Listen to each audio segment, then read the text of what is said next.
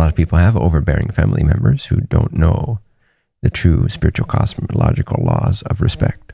They think they do. They think respect is showing up at Christmas every year. Yeah. But there's no rule book in the universe that says you should show up at Christmas every day. And that if you don't, you're a bad person. It's completely made up, right? Just as an example. It's just an example of how people in a myriad of ways expect things from other people as if they're objects. We're no longer seeing each other as free entities with a direct line to the creator that wants to express itself here in a unique way.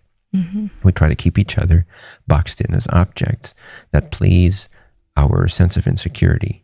And then we call that boxed in, pleased sense of insecurity so that we don't have to feel it. We call it family. And we call it family importance. And we call it family matters. I'm not saying family doesn't matter. It is important that each finds their own family, that each finds their support.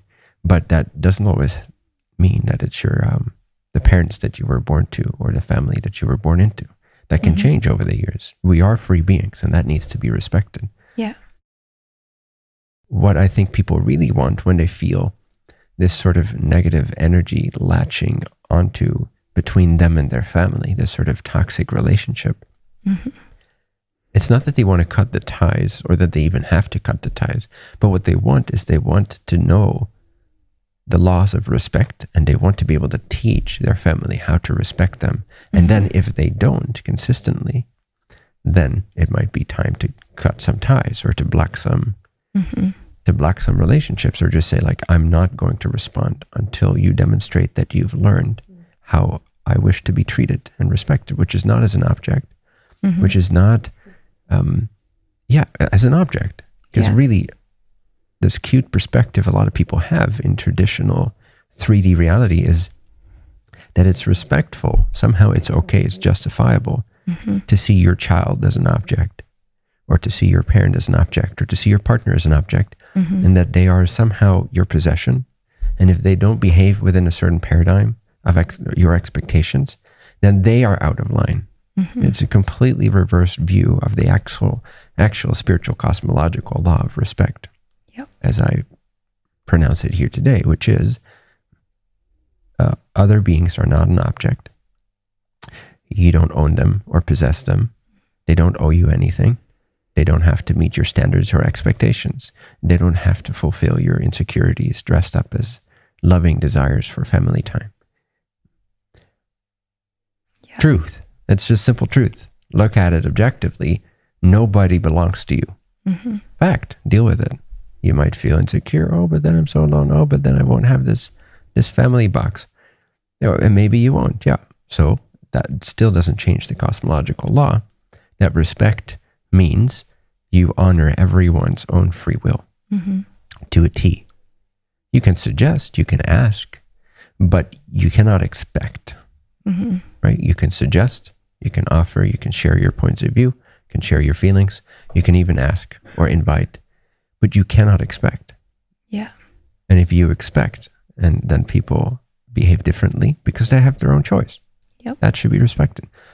And so it seems in your case, and in many people's cases, there's this, especially with family, and especially if one or two individuals within a family kind of become more spiritually evolved, and they start to wake up to this cosmic law, and they start to wake up to their passion in life and their calling in life, and they start to make their own choices that don't fit the generational pattern of the family they were born in. Then they're breaking that mold of those expectations that keeps this box they call family importance, and that provides them with this false sense of psychological security, bless their hearts. They break away from that. And that's only natural. It happens in the animal kingdom, like consistently. If you come back, the parents even eat you in some animals. It's like, get away. Now you're a threat to my pack. It's very different from how humans interact. We're so attached to our children. We're so attached to our family. Because we fear that without them, we lack love and security and company and so forth. Which I understand, that's a painful delusion. But it is a delusion, but it is a painful projection of the mind. It's a painful play of thoughts. But still, even though you're suffering from that play of thoughts, still doesn't make your daughter or your stepdaughter or your brother or whatever, or your partner, still doesn't make them your object. No.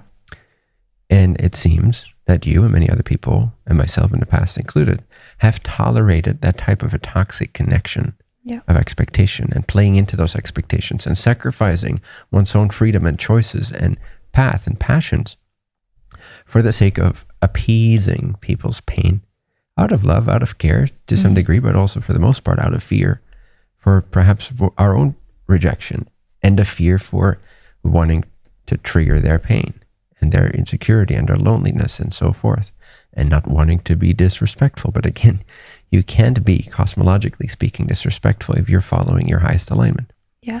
And if you're trusting in your own choices. And as long as they respect that, you can have a wonderful relationship, even if you hardly ever see them physically.